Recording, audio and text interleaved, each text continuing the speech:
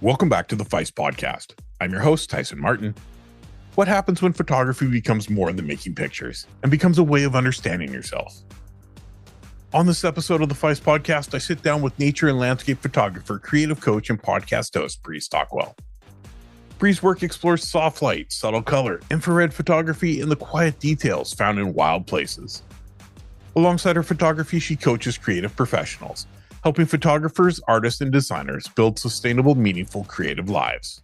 We talk about photography, creativity, confidence, trusting your own way of seeing, and what it takes to build a creative life that actually feels like your own. This is Brie Stockwell on the PHYS Podcast. I'm Brie Stockwell. I am a nature photographer, and I am also a personal coach to creative visionaries and entrepreneurs. And sometimes I say I'm a life and business coach, but really we do everything. And so that's why I sometimes just put it all into one bucket and say I'm a personal coach. And so right now I'm based out of Austin, Texas until I sell my house. It's on the market right now. And so someone come by my house so that I can just go and live in Airbnbs and travel with my husband.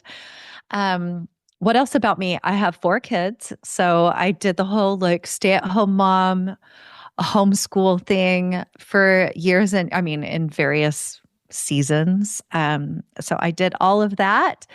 And my oldest, my daughter, so I have a girl and 3 boys. My oldest has a son. And so I am now a grandma, and woo. So Me right too. now I am not a grandma, but I am a 2-time grandfather now. Yes. Yeah. And my youngest just turned 2 yesterday. It is so fun. It is amazing. I think the best part for me is when I get the questions from her and she's like, Dad, how did you raise 4 of us by yourself? Because I can't even keep up with one. I wake up, I do the day, and then I go back to sleep. Yeah, you get home and just and I collapse on the bed. That's just the way it works. Yep, 1,000%.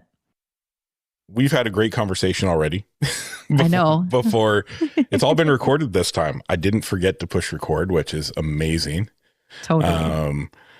Yeah. So thank you for coming on. Thank you for getting on the show with me today. And we adjusted our schedule. We came on a little bit earlier than we originally planned. I'm flexible. Yeah, no, that's amazing. So what drew you to this creative outlook? Like, when do you remember the moment you were like, I want to do something with this? Well, I think to answer that, I don't know if I remember the moment. Oh, actually, there is a moment, but let me give you some backstory first. Perfect. So way back when I was younger, I was in 4-H. I know 4-H. I'm an American too, so I understand. Yeah. And in 4-H, you can do different things and enter stuff in the county fairs and things like that. And it was interesting because I learned a lot. And one of the things that, and parents contribute. So one of the dads in our 4-H group offered some photography, photography classes. So I did that and I'm like, oh my gosh, this is really interesting to me. And I remember thinking, I love it so much. But back in the day, it was film and darkroom things. And I didn't see how we didn't have a lot of money. And so I didn't see how that was necessarily going to happen.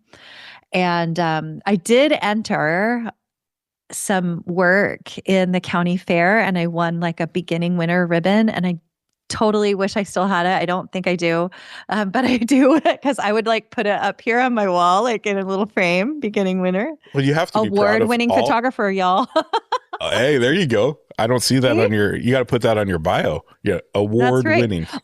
Well, I have won another award with, but you don't have a county fair ribbon. I mean that. I know. I remember it was green, and I'm gonna go look at my things because I might have it, but I don't remember. I don't remember if I do.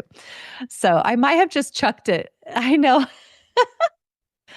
So after that, I feel like it was after that sometime, but because I'm multi-passion and I do like art and the creative arts, I actually picked up flute.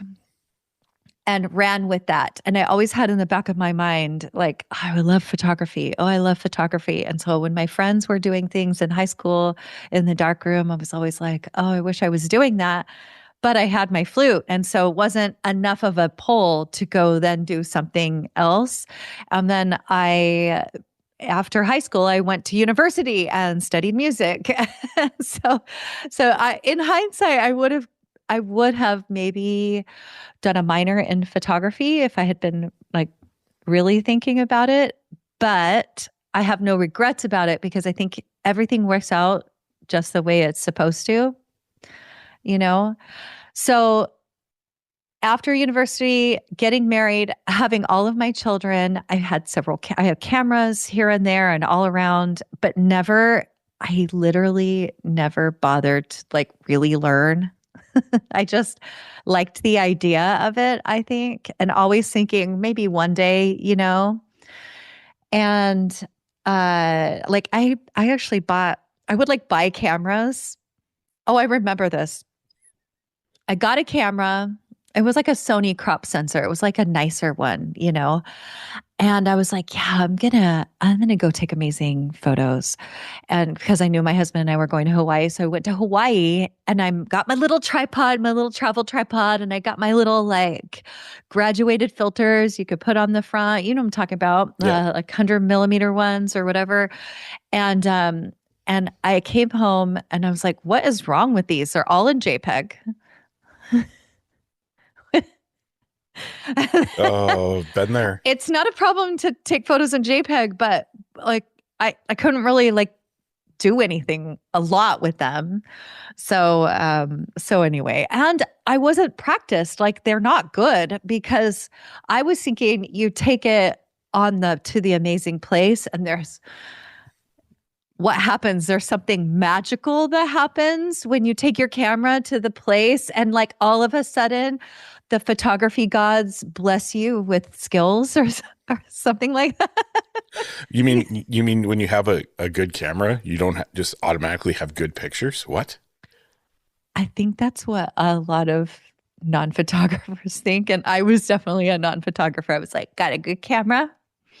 It's going to be amazing. I mean, my husband was so patient. I remember standing at the beach and it's a beautiful sunset and I've got my like filters on my tripod and I'm like, I got a foreground element and I don't think, and I'd never edited any of those. Like, why? Anyway, and I didn't know how to do that either. So that's what I didn't bother to learn either. So fast forward, I just kind of was playing around like that. And then fast forward to December of 2019, earlier in the year, my husband and I joined, we joined a coaching program. It's like a group program you could just hop on weekly. There were all of these calls and monthly themes and not to learn how to be a coach, but to just participate and get coached. And so there, every month was a theme. And so in December of 2019, the theme was, and I love the idea of creating the impossible, but the theme was create the impossible in 2020. That's literally what the booklet, you got a booklet in the mail and it said, create the possible in 2020. So it's your fault. You created COVID. Yes. I mean, all of that's impossible. I mean, really. And I thought, this is perfect. I was like, okay, you have to set an impossible goal, create an impossible goal. And it's not a SMART goal. It really feels like absolutely unachievable. So he set one and I did one. He's still working on his because that one feels really big, but I'm like, anyway. And I was like, I don't know what to do. And I didn't want it to be about money. And, I knew all my kids by then were all growing up in high school or beyond. And I'm like, I think I want to do something with photography, like actually. And so I settled on, after some deliberation, all of a sudden I decided to, hang on, let me formulate it. I decided that my goal would be to host a solo show as I really was a beginning photographer. So I would host a solo, I would spend the year learning and then host a solo exhibition. And I had no idea like where that would be or what it would look like or if any of the photos would be okay. I had no idea. So I was like, I have no idea how that works. I can't even take a photo. So let's just see what happens. Talk about jumping in with both feet.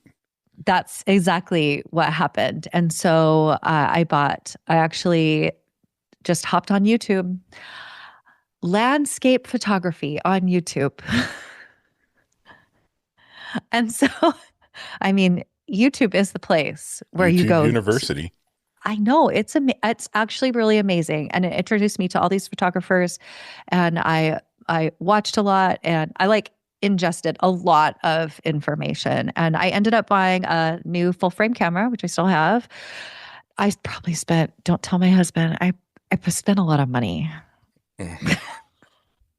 I'm like, don't tell my husband. I spent a lot of money. I mean, I like Sony G Master lenses.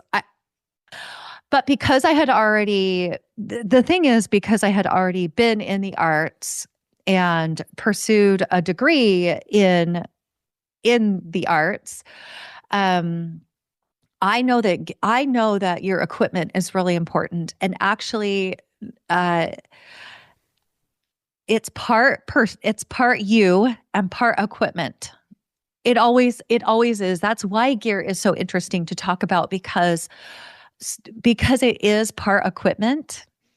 So I knew that I wanted great starting equipment. I'm like, I'm going to set myself up for a lot of success here. And I was very intentional about it. I bought 3 lenses, the end. And actually that's all I carry right now is still 3 lenses, maybe sometimes just 2. Yeah. Because I like it works for me, and I like the constraint of it, I'm actually going to go down to just using 1 lens for a year, because my creativity has been in such a slump because I've been so focused on the show.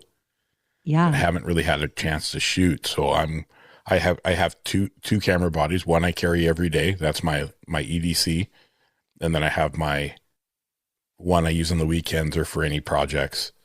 And so one's an APS-C and one's full frame. And I'm going to use very, very similar equivalent lens lengths. So I'm still sticking to it's going to be 2 camera, 1 focal length. Oh, hey, look at that. There's the title right there.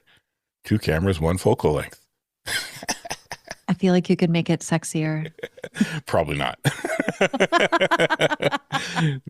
People might get it confused. They'll be like, what's happening here? What? Yeah. What is? Be careful what you look up.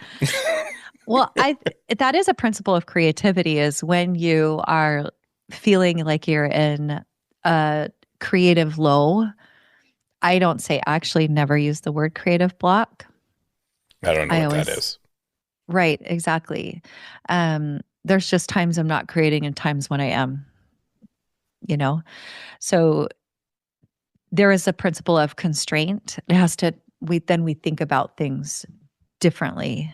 So I actually like to use I have an infrared converted, like a full spectrum converted body, and I will take that with me and I don't mind if there's different focal lengths or whatever, but there's something about it that feels like play, and it is constraint because you don't see the colors of what our eyes normally see, and so it makes me think differently. Yeah. And I like that a lot. That's amazing. It's trying to stay fresh. You know what I mean? Yeah. It's trying to, yeah. The show, you talked about jumping in with both feet. I didn't even know how to use Zoom when I started this show. I figured it out 30 minutes before my first recording. And I didn't know I could record separate audio tracks for each guest. So the first 3 was one audio track that I had to try to edit, which is impossible if anybody's tried to do it. Now I have separate audio tracks for everyone. So my rambling I laugh a lot, and it usually overpowers everybody because my mic's usually louder than everyone. So I delete a lot of laughter in my episodes. Not today, Tyson. I'm not allowed. Today. If you want to hear a funny episode, the last episode with Krista Funk. Oh yeah. Okay. If you want for your podcast, if you want a amazing insanely talented, considered the queen of pipeline surf photographer. Oh, I do. She's incredible. I'm gonna message her. That would be so, Just because tell she her, sounds wild. tell her you're a friend of mine and that I recommended that you talk to her. She's amazing. We have such a funny. She was editing all day, and I stayed up until like 10 o'clock to record with her because she's in Hawaii. Oh yeah. So I was exhausted, and she was loopy from editing all day, and it just turned into, I think we laughed for most of it. It was just one of those fun, her dog went missing right as we started. And you're so like, wait, what? It was like, I roll with the punches. I'm not someone like, I know a lot of people get upset if someone no shows, but people have lives. Lives are busy. Yeah, we are. It's messy. And it's messy. And yeah, it totally does. I don't take it personally at all either. I did in the beginning. Woo! I'd be like, I'm never talking to that person. Wow. When they reach out for me and go, hey, I want to be on your show, I'll be like, oh, sorry, I don't know who you are. Oh, my, have you grown? Yeah, I have. I'm actually looking at the list of people that you've done episodes with. And it's pretty impressive. Thanks. Yeah. And I haven't released one since May. And so I'm going to talk to my coach and figure out what that's about. As I have. You're in that new season right now. I know. Actually, the whole summer, was a season. Well, I want to actually fast forward, and because I do want to tell about my podcast. I just think it's interesting. It's my friend Sarah, I remember, was telling you about Sarah Marino, Southwest Colorado, nature photographer, educator. Sarah is best known for her photographs of smaller subjects, including intimate landscapes, abstract renditions of natural subjects, and creative portraits of plants and trees. This podcast isn't about Sarah, but you should go and check out Sarah's work. Just go do it. You'll do yourself a favor. She's got ebooks. So anyway, where was I? I was just going to let you know that this season of the Life of PHYS podcast is about bringing the women creative to the forefront.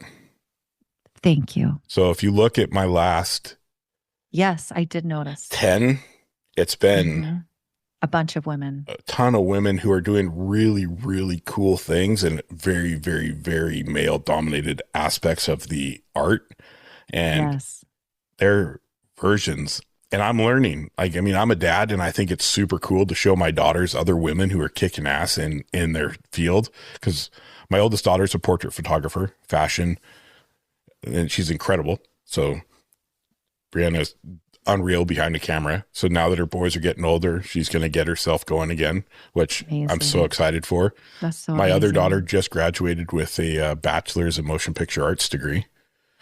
Wow. And she's a sound specialist. And then, so they're on their way, but I want them to see, I don't judge people by if they're male, female. Doesn't matter. They're artists. We're all here. We're photographers. We're creatives. We're doing amazing work. We should be judged by work, but not by who we are. You know what I mean? And that's something that I really wanted to try to bring to the forefront this year. Because I felt like there were so many men on my podcast, and I was like, I had Bettina LaPlante on, another amazing person. If you need to talk to, her story is unreal. Her mentor was Elliot Erwitt, who legend. She would go for Sunday dinners at their house. That's cool. If you want to talk to a woman who has a amazing story, she's incredible. I can give you a list. Because I have a list now by looking at yours of people I need to get on. So send me the list. I will. Yeah. When we finish recording, I'll tell you who to contact. That's great. Yeah, that's awesome. We can work together. Yes, community. That's right. Imagine that. People who want to see others succeed as well. Oh my gosh. Right. And I think the space is about lifting everyone up around you, because when you do that, you come to, and so less competition, more creating, and more collaboration. I run the hashtag everywhere is community over competition. Yeah. And people I get all these like dudes who are like, oh, that's so dumb. You're afraid of competition. I'm like, I'm not in competition with anyone. Here's the difference. There's no competition. No, we all maybe are in an different. actual competition, but like, yeah, you know. I do my photography for me. And when it resonates with other people that they buy prints or they jump in and they're like, hey, can you come and shoot a wedding even though you don't shoot wedding or people ever? And I go, sure. And I'm just willing to be there and help people. And I have a program called the Life of PHYS program where I'm trying to get cameras in the hands of underprivileged and at-risk youth. And I have a mentor panel. And the whole gist, I'll give you a quick rundown, is whoever shows the most interest in the group of photography and is excited for it, we'll give them the camera to keep, and they'll get a year of mentorship from someone on the panel. That's awesome. And it's something that I just know how much a camera or art or being creative in general can change your life. So I want to see that happen for those communities that, you know, they can't afford a camera. Yeah. They think they don't have because any outlets. It's not a cheap hobby or thing to do. What do you mean? You know, my wife says my camera is worth $199. I bought it from Target. Right. We don't have Target up here, so I was being sarcastic. That's too bad. Target's great. They tried. It lasted a year, and then they went under. Oh. So anyway, back to your story. Okay, I'll fast forward through this, but the whole rest of the year, well, when I started, I thought I had a trip to South Korea planned, Costa Rica, I was going to all of these like amazing places because I had that same mindset, take your camera, cool places. And when the pandemic came, it was like, oh, that's not available to me anymore. So what else will I do? So I took a lot of road trips. Actually, I did a lot of practicing, and I basically put myself through a self-curated master's program in photography over the next year. And then I learned a lot. I had to learn about expectations and how releasing more expectations is helpful, like the unhelpful ones, like the ones where I would like walk out, where I would go out with my camera and I'm like, I'm making an amazing photo today. And like, I'm expecting that. And so it's that internal pressure. And so releasing that and adopting new helpful ones instead, because I don't think as humans, we can ever not have expectations. I think we always have them. And so I just like to create helpful ones for myself. Like I expect to follow my intuition. I expect to have to experience awe while I'm here. Those kinds of things. I actually wrote an ebook. I wrote a zine about it. So I never sell it, but I do have it. It's really fun. You should sell it.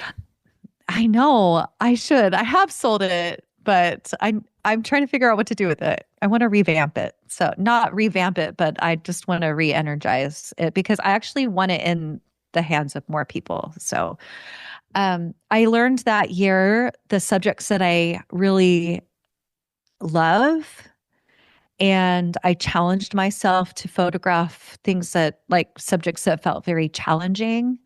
That year, that's when I discovered people I looked at a ton of work to just see what resonated with me. That's when I found photographers like Sarah Marino, and I gave myself permission to photograph weird things. I've always loved rocks. And so, yeah, of course I'm drawn to rocks and geology and things like that. And so, and just always continuing to challenge myself and push myself throughout the year. And then in March of 2021, I hosted my own solo exhibition. I had it in my house. I built walls for it. I bought a printer. I learned fine art printing. I framed everything. I literally did everything start to finish. And it was really, really satisfying. And I learned a lot about myself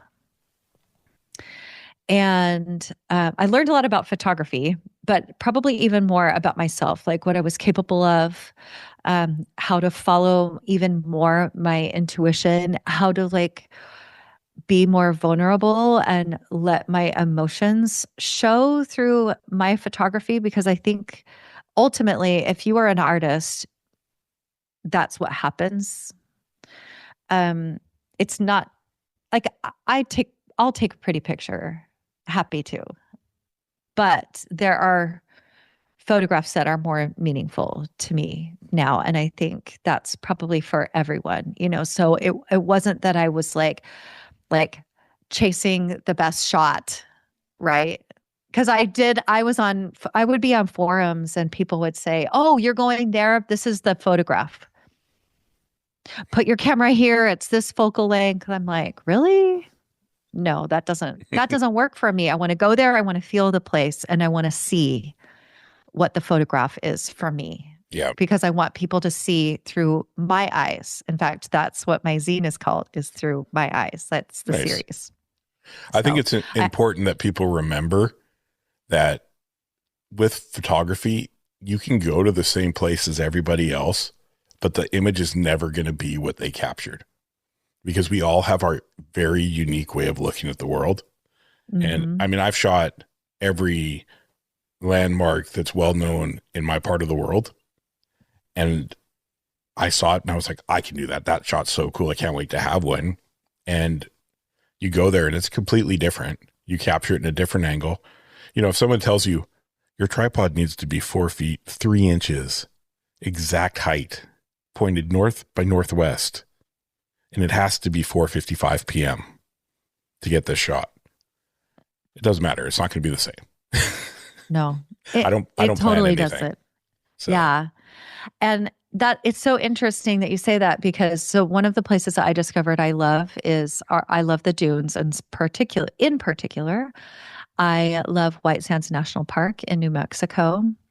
I've been there multiple times. Actually, that first year in 2020, I took myself on probably my first ever solo trip. I left for 5 days and I was like, I don't know what it is. I have to go. I told my husband, I have to go. I don't know why. I have to. And I think a lot of us have these moments. And so honoring that desire, the compelling force that happens for creatives, that you're like, I don't know, but I will do. I will follow.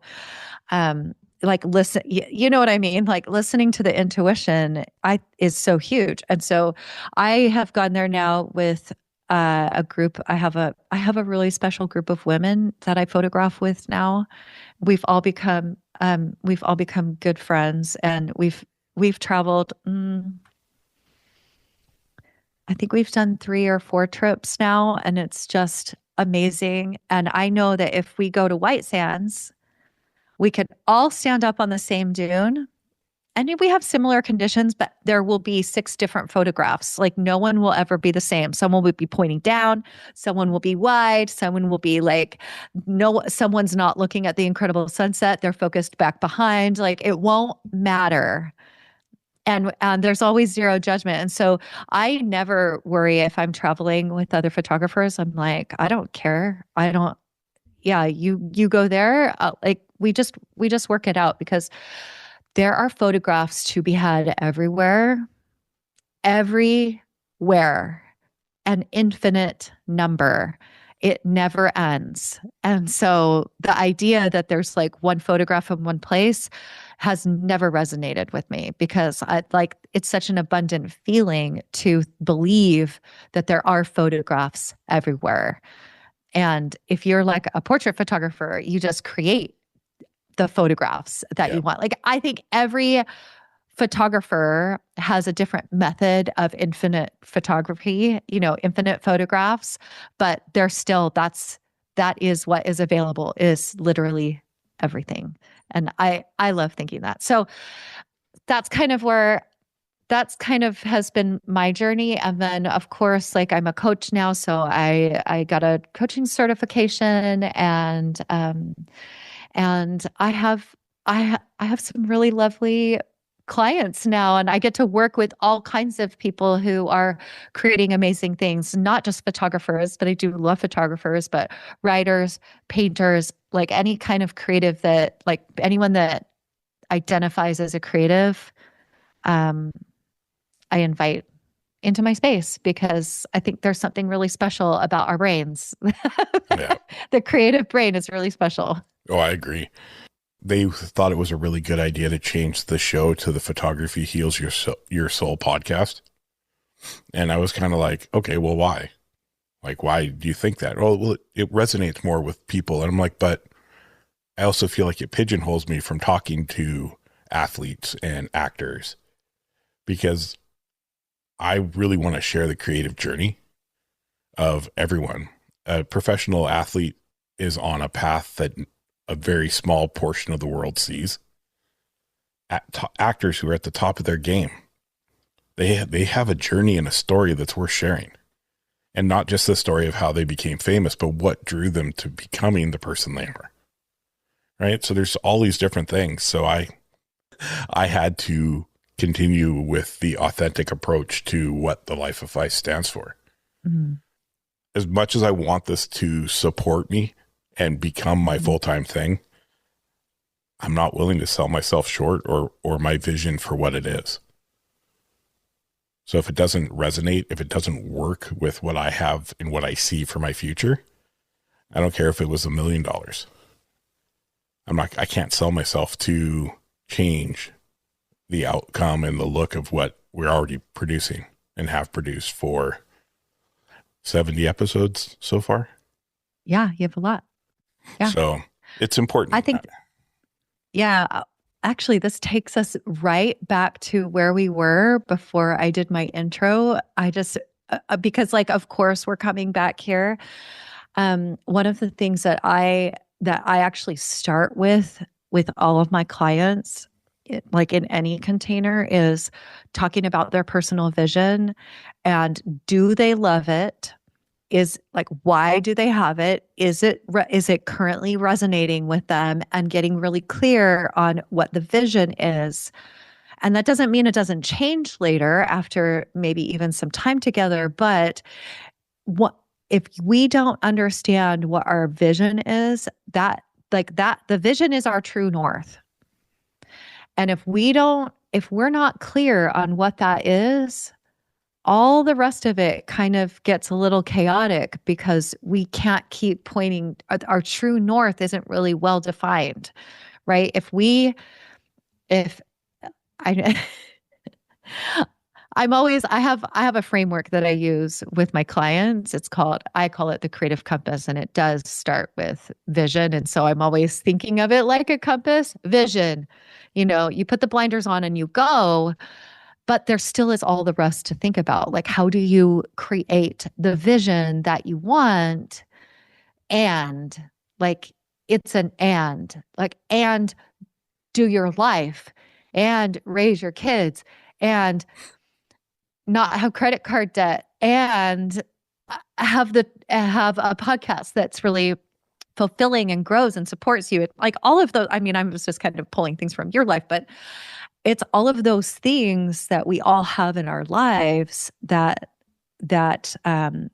support can help support the vision and add to it that makes it full. That's why I call, I have 2 podcasts. One is called The Complete Creative. And so that's why I call it The Complete Creative, is because I love seeing people live like a life that feels complete, like where you feel really satisfied. The other one is called Wild Women in Photography. I'm just going to mention it here, but we already kind of talked about women in photography. So it's just called Wild Women in Photography. So I will make sure all the links are yeah, there. I know. That one's so personally fulfilling to me.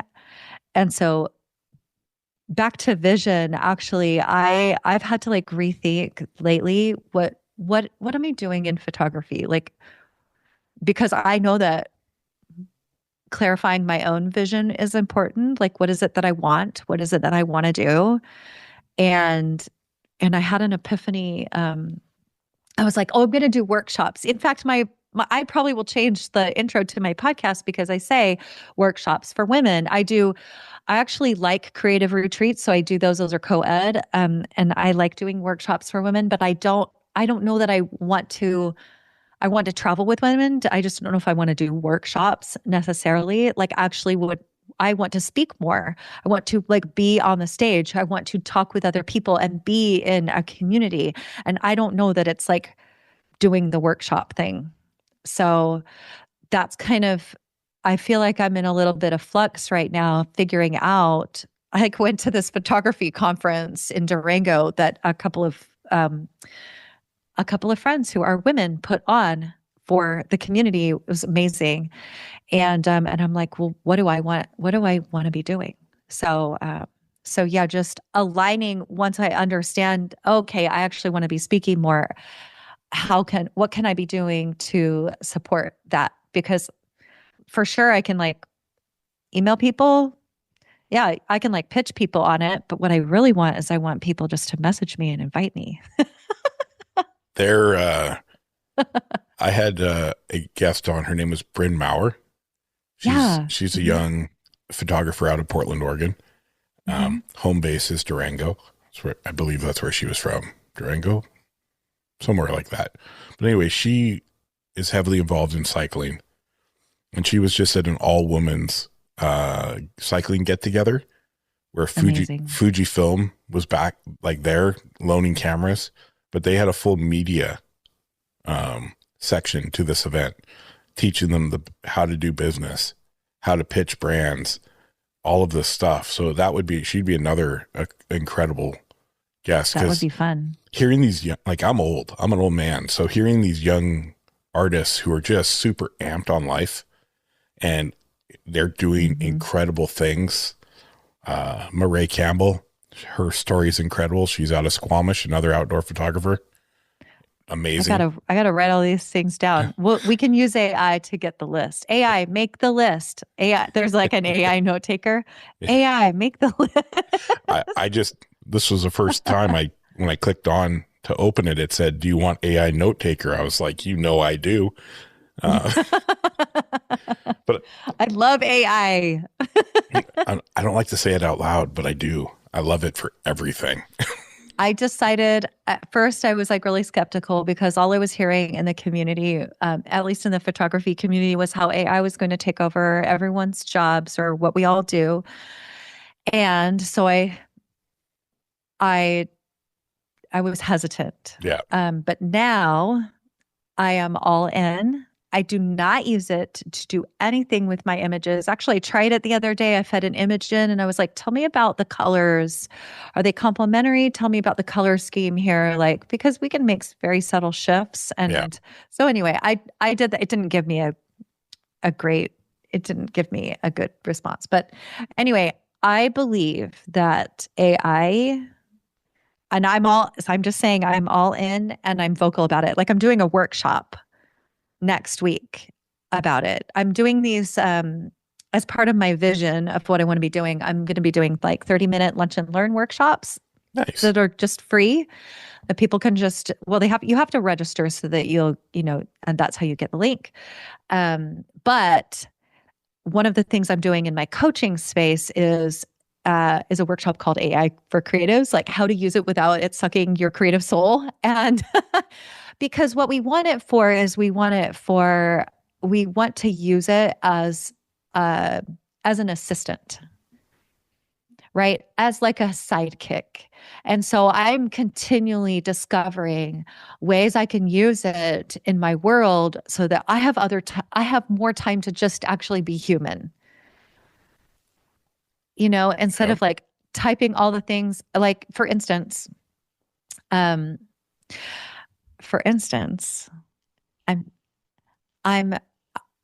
not doing a workshop, but I am going on a trip with a different group of women. It was all invite. That's probably what I'm going to do from now on is do invites, invite only trips.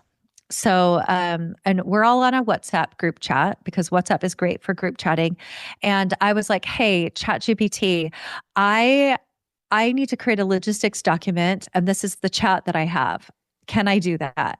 yes, export the chat, plop it in here, and I will create it. And so I did. And 30 seconds later, not an hour of me searching through the group chat, finding everyone's travel information. 30 seconds later, I had a logistics document that was downloadable because you have to be able to prompt it. And I just sent it to everybody. I'm like, here it is. Yeah. And now I don't have to do that. And so I went to go edit photos because that's the human work that I want to do, you know? It's an amazing platform. I take all the information I can find about the guest, I drop it in, and I say, do an SEO optimized write-up for so-and-so for this platform. And it will throw me like obviously you have to check it because some of the words they choose and the punctuation is way out to lunch, but it'll at least give me a structure that I can go in and correct and edit and do what I need to do while being optimized for search engine compatibility.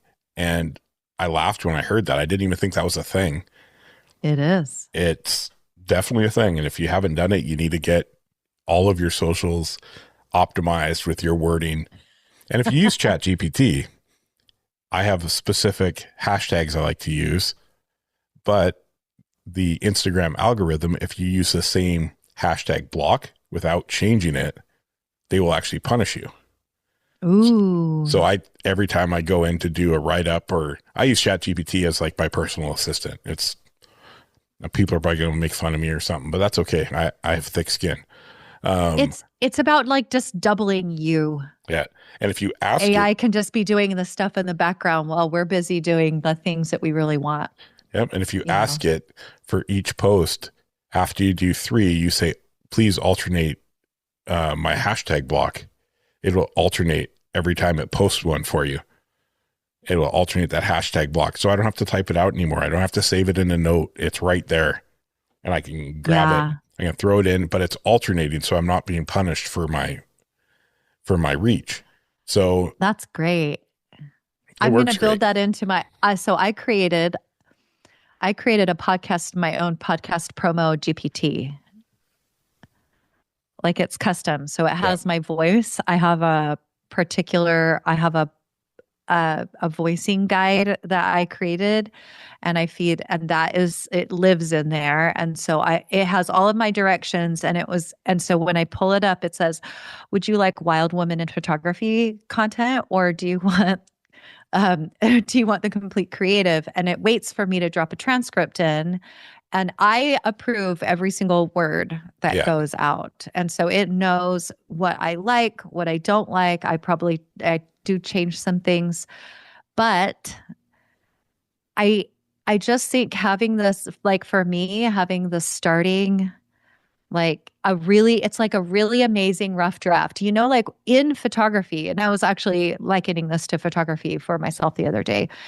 When we start with a great raw file, we can actually create better photos in the end because we do have to go in and do the editing, but teaching AI how to start with a great raw file is really important. And I think that's like the more I do, the more I'm like, oh, I just want to start with a great raw file, no matter what it is, AI, photography, cooking, whatever it is, just starting with a great raw file that I can then, edit as I go.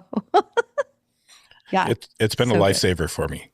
I mean, I suffer from concussion syndrome. So sometimes 20 plus major concussions, and it wreaks havoc on me when it comes to having to, I can picture it in my head. I know what I want to say, but it's that getting it from my head to the paper.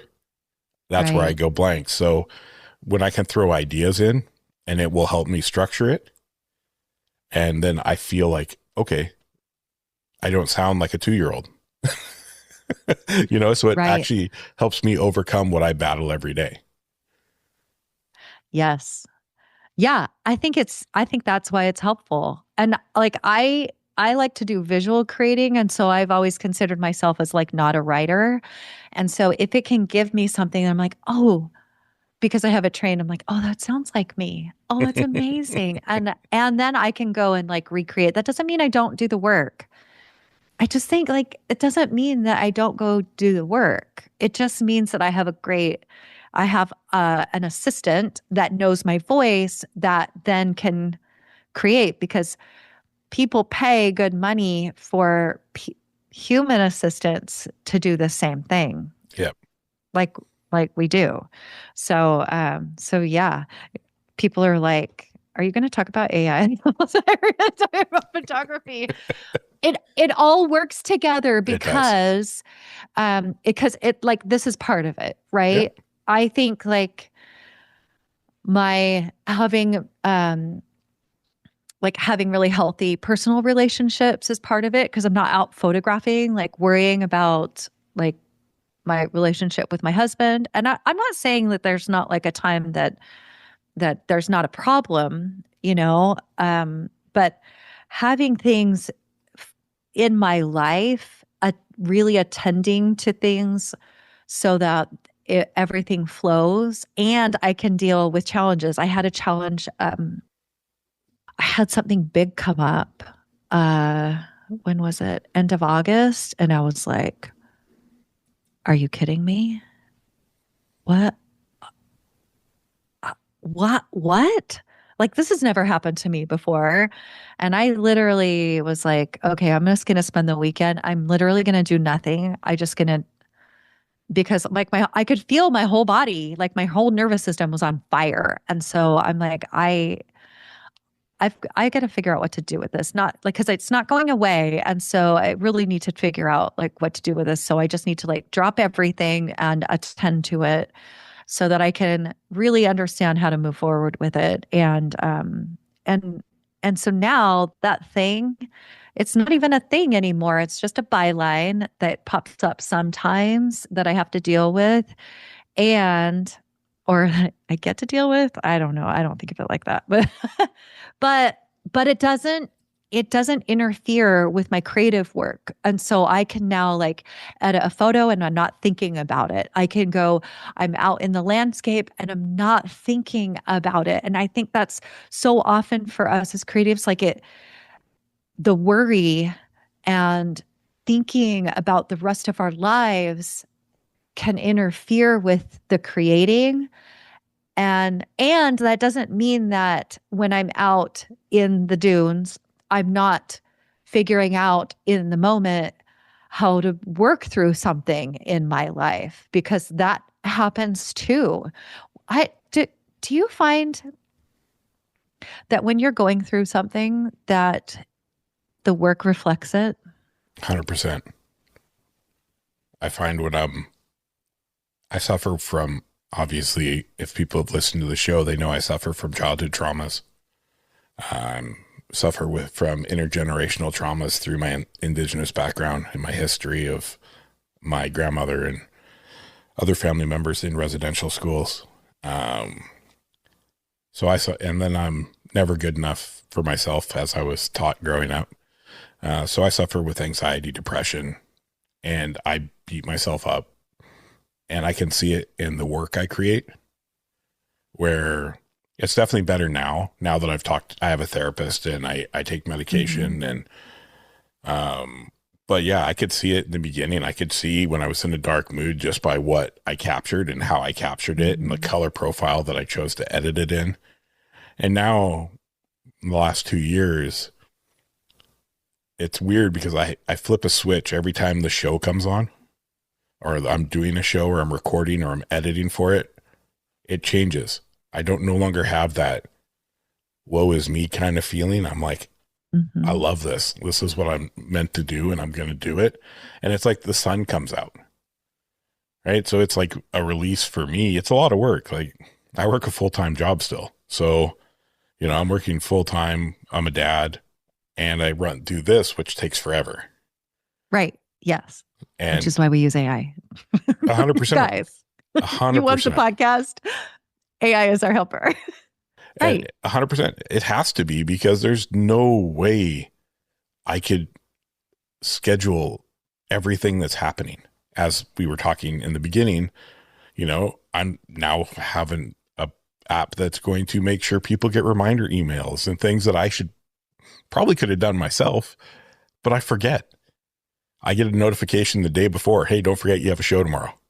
You're like, oh yeah, that's right. That's right? happening. Because yeah. I'm so busy during the week. I don't think about what's happening on the weekend. And then that's how I get, 2, 3, or 4 episodes. And I want to record one a weekend. I don't want to record both days on a weekend. I want to record once.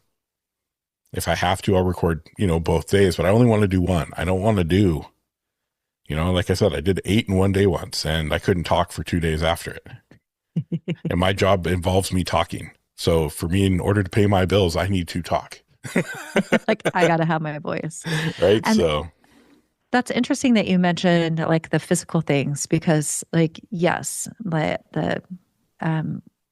a lot of us deal with mental health, even if it's like a short term thing, so like for me, I was like flat when this thing popped up. But when we see it and we know, okay, we make it a priority to attend to it.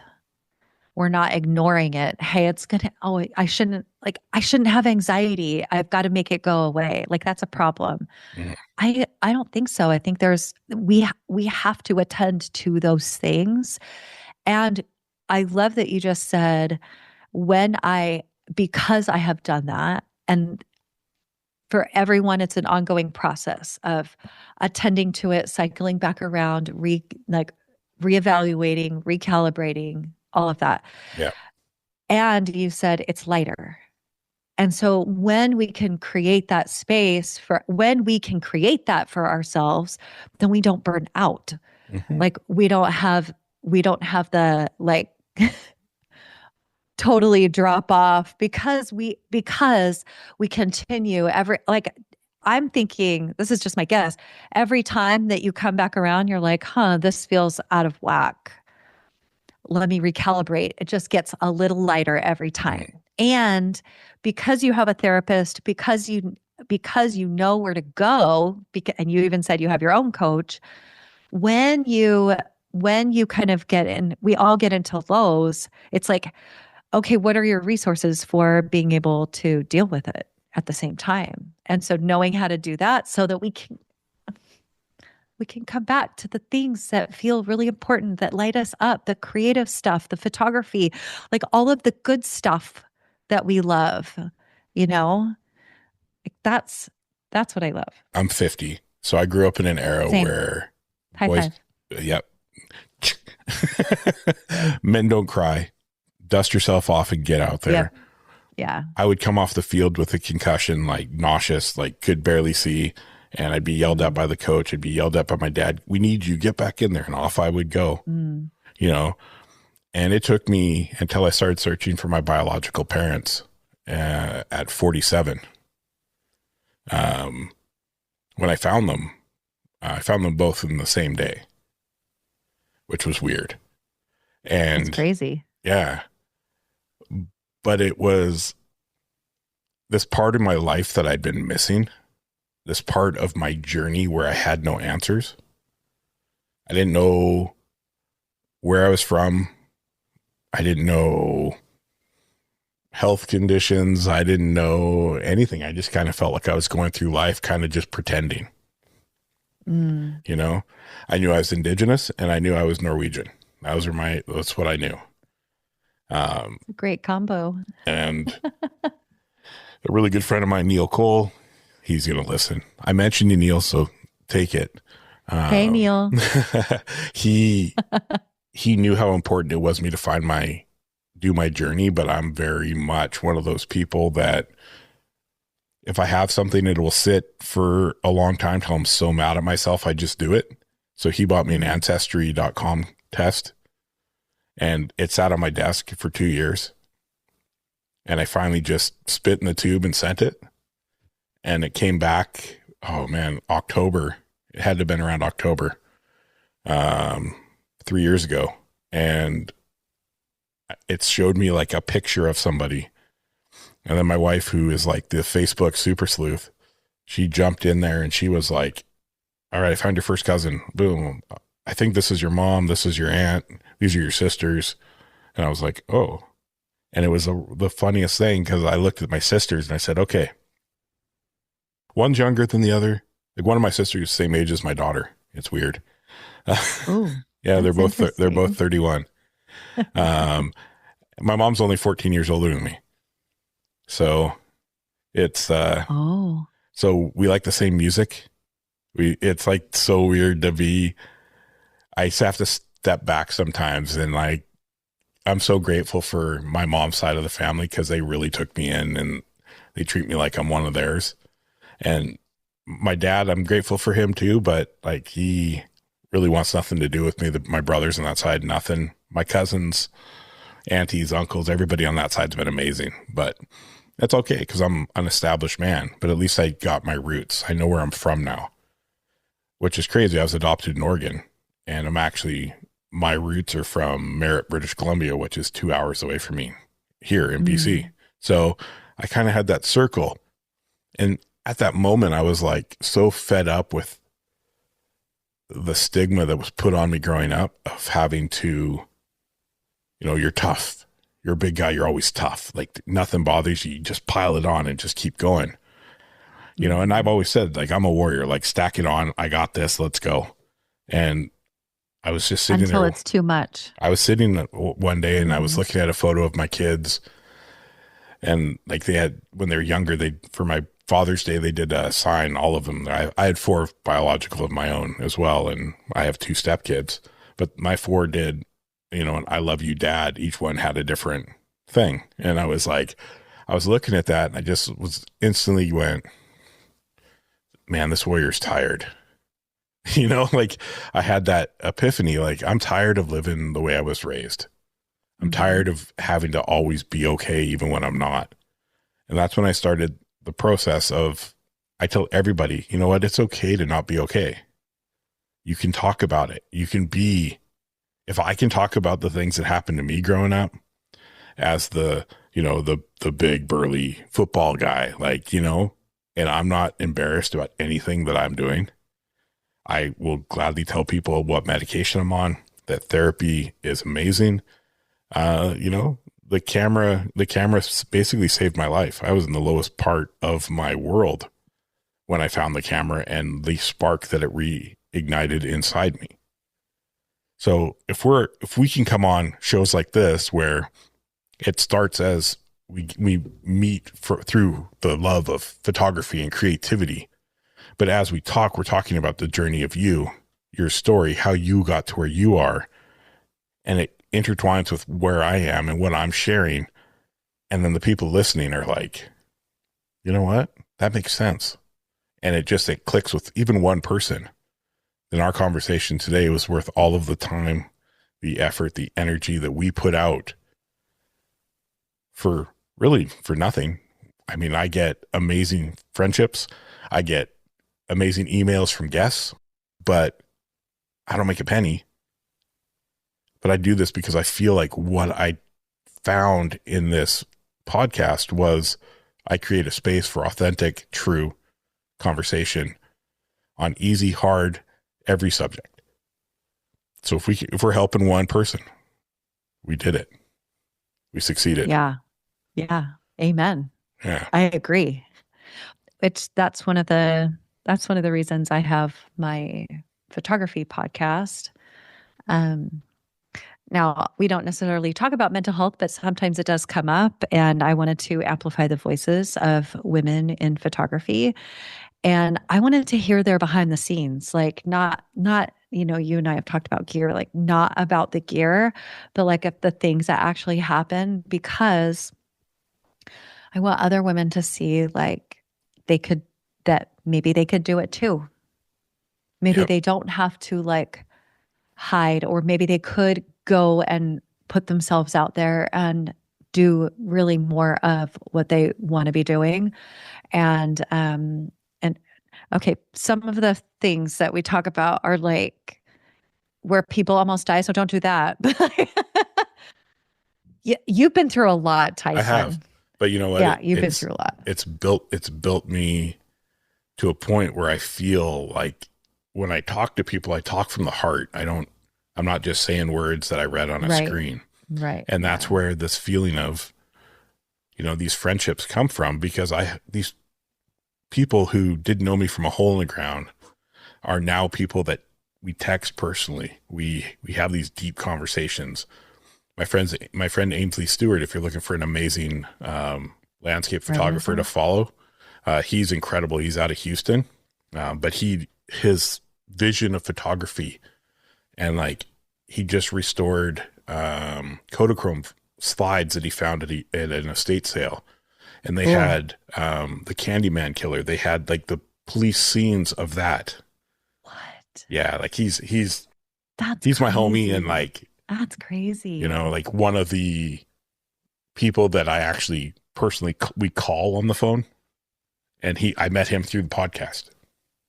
So, we're doing this stuff where I love to get testimonials back from people once they've been on the show. And a lot of them are like, thank you for creating a space where I was comfortable enough to open up about the things that are bothering me. Mm-hmm. And it just makes me smile, because it makes me know that I'm doing the right thing. And if we're doing the right thing, if we're constantly focused on, I don't focus on anything else anymore. I don't focus on being better than the next podcast. I don't focus on being, well, my photo's better than that. Why is it not getting the acknowledgement? What I focus on is bettering myself and bettering my platform, so the guest experience gets better. The listener experience gets better. And I'm hoping to amplify my own life into doing voiceover work, reading commercials, doing ads for people, starting to do all these things, because as crazy as it sounds, almost every episode, someone comments on the way I talk. So, okay, I obviously have something, so let's use it. I thought about that once, because my friend says my friends told me in high school I had a radio voice, and then my friend's husband calls it my sexy food voice. I guess that's how I talk about food. And I'm like, oh, I didn't realize I was doing that. And so, but yeah, that's what we do when we have something to say. And yeah, it's kind of fun. Yeah, definitely growing up, everybody was like, oh, you have a voice for radio. And I'm like, what are you saying? What about my face, huh? Yeah. What about it? Do my best Blue Steel. Right. So one of the things, go ahead. What were you going to say? I can't remember now. You cut me off. One of the things that like, I don't necessarily feel like I have a lot of like trauma or mental health things in my past. However, I have used this journey in photography, in my creative work, to uncover more of who I am. It's like peeling back an onion. And now I was just kind of reminiscing about my own personal journey the other day. And I'm like, oh, I'm not afraid to dig into the shadows anymore. Like if I see a place that looks like a shadow, that I'm like, I wonder what that's about. And then I'm okay going there now. And that has a lot to do with like what I've already uncovered and seeing the benefit of it, working with my own coach, because I think coaching versus therapy, coaching is very like, for me, it's been very like forward facing, it's very, very growth oriented for me. It's like, how can I grow? How can I do the next level? Yeah. And that's not a grinding hustle thing. That's like, I like being better. I like personal growth. I like that. So like, what more is there? And I'm discovering more all the time. And so seeing where I'm like, oh, I didn't know that was there. And then digging in and going, what's that about? And not being afraid of it is, I think, a huge deal. Because if I'm usually in the past, even if I recognized that was happening, I'm like, oh no, we can't go there. That's going to be really uncomfortable. And I am not addressing that. And so I'll go off and do something and it's avoided and nothing ever changed. It doesn't change. And I don't want that for myself anymore. It's like getting fed up, I'm fed up. Like I I want to continually be better and be better a human and have better relationships with humans. Yeah. And so my mind gets more clear and less judgmental all the time. And I personally, and less judgmental. And it actually starts with being less judgmental of myself always. Yep. And so that's been a really fun journey. But I don't know if I would say fun. It's been really interesting to go on, because I've had to do a lot of work with self-judgment, like we talked about with my own photography, and letting a lot of that go, but also seeing where I can progress in my photography and releasing the chatter that happens that really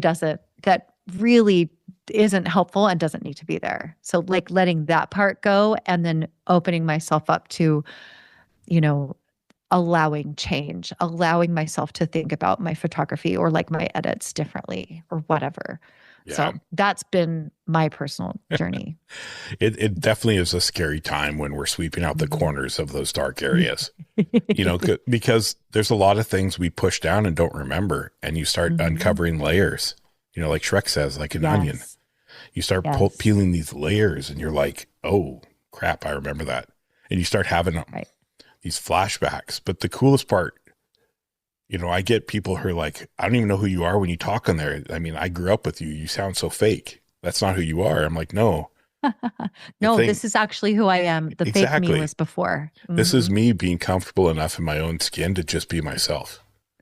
And I'm trying to incorporate, I use this as the platform where I could finally come out of the shell that was built around me, that I'm still in my day-to-day life trying to break and get out of. But here I can just be me. I can talk how I want to talk. I can share.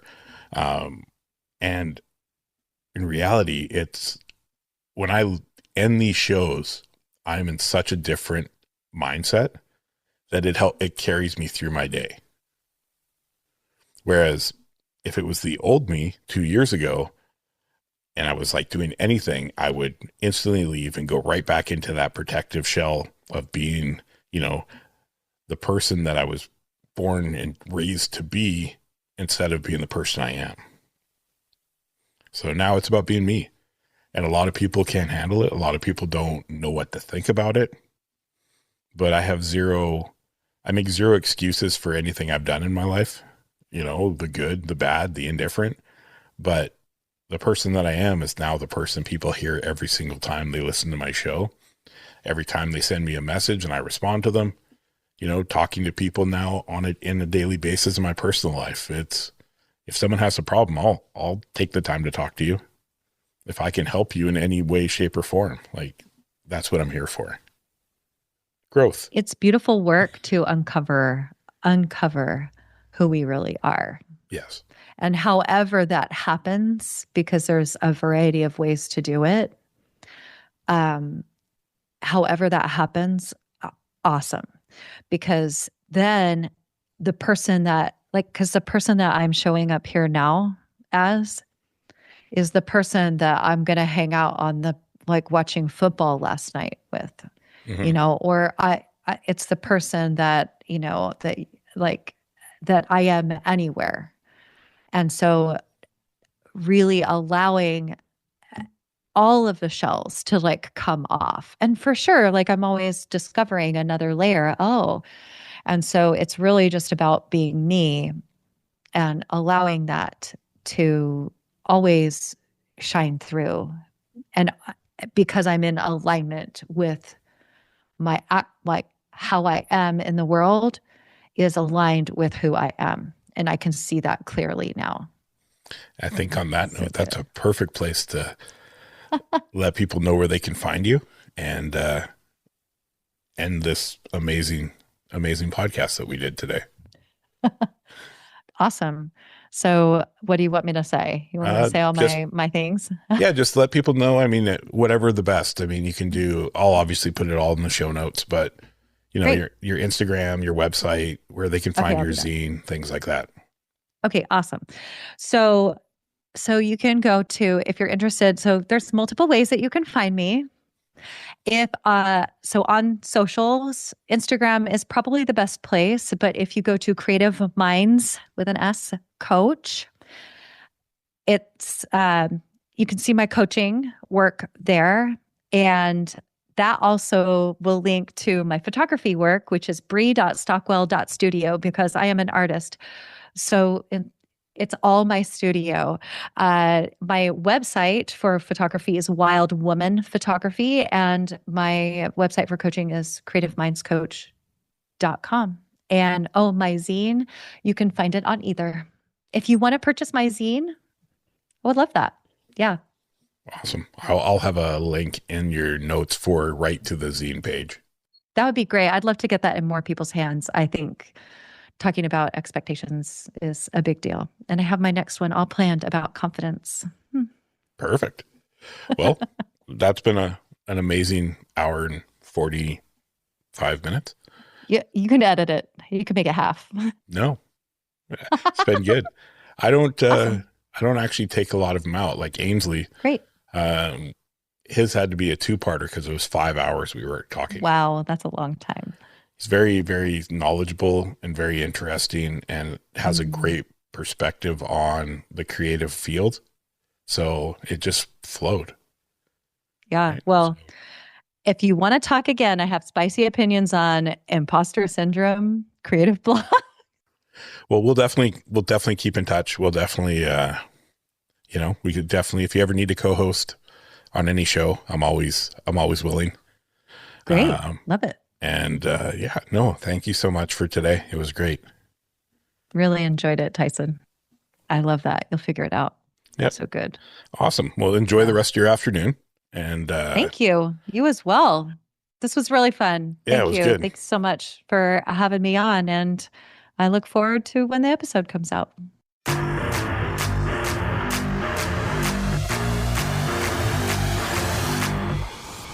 Thank you for listening to the PHYS Podcast. If this conversation inspired you, taught you something, or made you see the world a little differently, make sure you like, comment, subscribe, and share this episode with someone who needs to hear it. Follow us on all social medias at PHYS_podcast to stay connected with future episodes, behind-the-scenes content, and the growing creative community around the show.